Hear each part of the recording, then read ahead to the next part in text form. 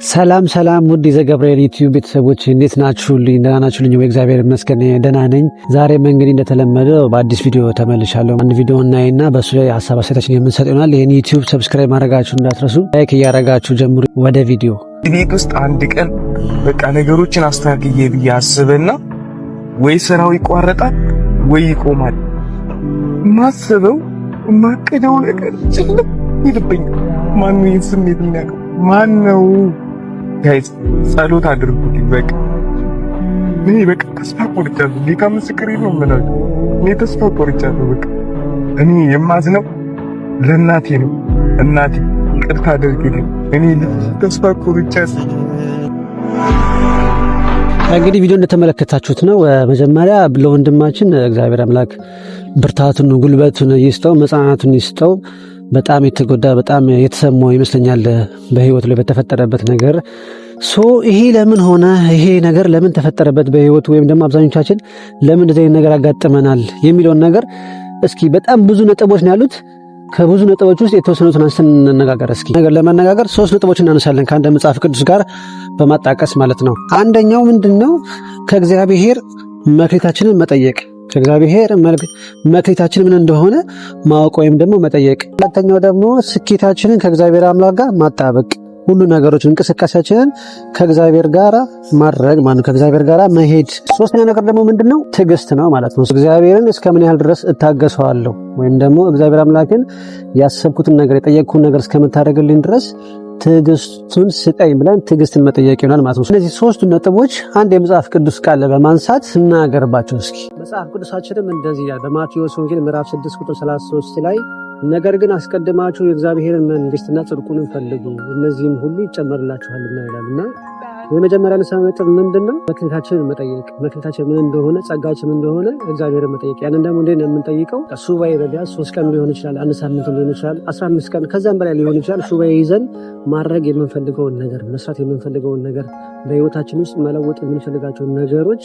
እግዚአብሔርን መጠየቅ። ይሄ እንፈልጋለሁ እግዚአብሔር እውነት መክሊቴ ይሄ ነው ወይ ብለን እግዚአብሔርን በጸሎት በስግደት በጾም በሱባኤ ሆነ እንጠይቀዋለን ማለት ነው። እግዚአብሔር አምላክ በአንድም በሌላ መንገድ መክሊታችን ምን እንደሆነ ይነገረን ወይም ደግሞ ያሳይናል ማለት ነው። ሁለተኛ ላይ ያነሳነው ነጥብ ደግሞ ምንድነው? ስኬታችን ወይም ደግሞ ጉዟችንን ከእግዚአብሔር ጋር ማጣበቅ ወይም ደግሞ ከእግዚአብሔር ጋር ማስኬድ ማለት ነው። የምናደርገው ነገር ሊኖር ይችላል ወይም ደግሞ ያቀርነው ያሰብነው ነገር ሊኖር ይችላል። ያን ነገር እግዚአብሔር አምላክ አንተ ፍቃድ ይሁን እንዳንተ ፍቃድ ይሁን አንተ ከፊት ለፊት ይቀደምልኝ ብሎ ለሱ ሁሉ ነገር ቅድሚያ መስጠት።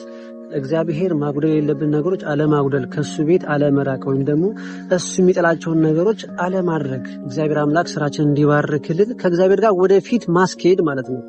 ሶስተኛ ያነሳነው ነጥብ ደግሞ ምንድነው? ትዕግስት ይባላል። ትዕግስት ወይም ደግሞ መጠበቅ አለ አይደለ? እግዚአብሔር አምላክን መክሊታችን ጠይቀነዋል። ስኬታችን ላይ በመንገዳችን ላይ አብሮ እንዲሆን ጠይቀነዋል።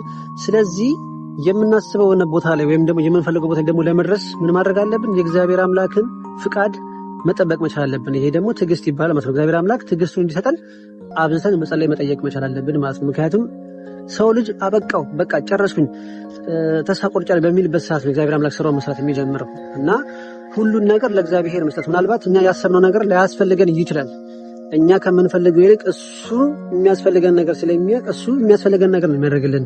ምናልባት የማያስፈልገኝ ነገር ላይ ወይም ደግሞ የማይጠቅመኝ ነገር ላይ ሆናል እየደከምኩ ያለሁት፣ ለዛ ነው ተስፋ የምቆርጠውና ስለዚህ ቅዱስ ቃሉ እንደተናገረን መጀመሪያ የእግዚአብሔርን መንግስትና ጽድቁን ስንፈልግ ሌላ የምንደክምባቸው ነገሮች ቢኖሩኝ ይሄ ነገር እፈልጋለሁ ያስፈልገኛል ብለን የምናስባቸው ነገሮች ይጨመሩልናል ማለት ነው።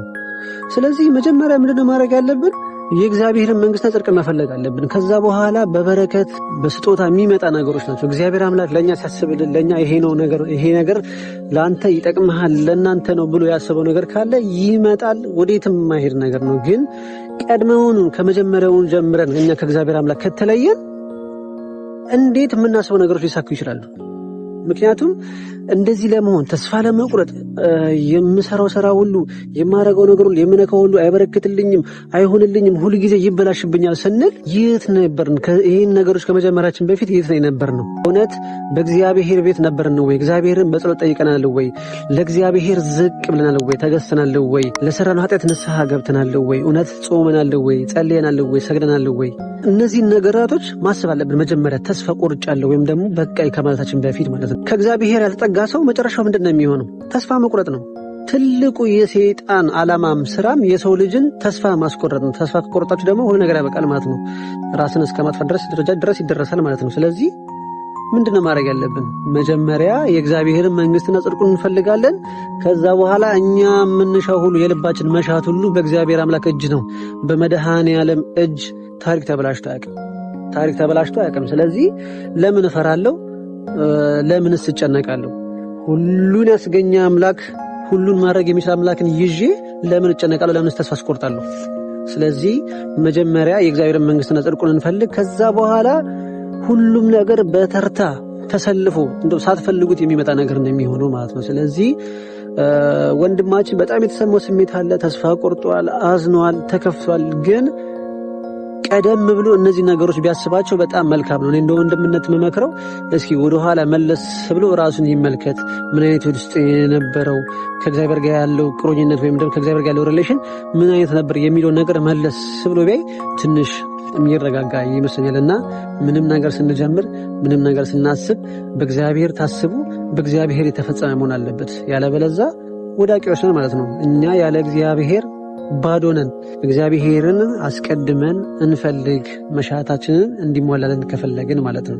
እና ውድ ቤተሰቦች የዛሬ ቪዲዮ ይህን ይመስል ነበረ። በጣም ብዙ ነገር እንደተማራችሁበት ተስፋ አደርጋለሁ። በቀጣይ ቪዲዮ እስከምንገናኝ ድረስ ይህን ዩቲዩብ ቻናል ሰብስክራይብ ማድረጋችሁን እንዳትረሱ፣ ሼር አድርጉት፣ ላይክስ ማድረጋችሁን እንዳትረሱ። በቀጣይ ቪዲዮ እስከምንገናኝ ድረስ ወዳችኋለሁ።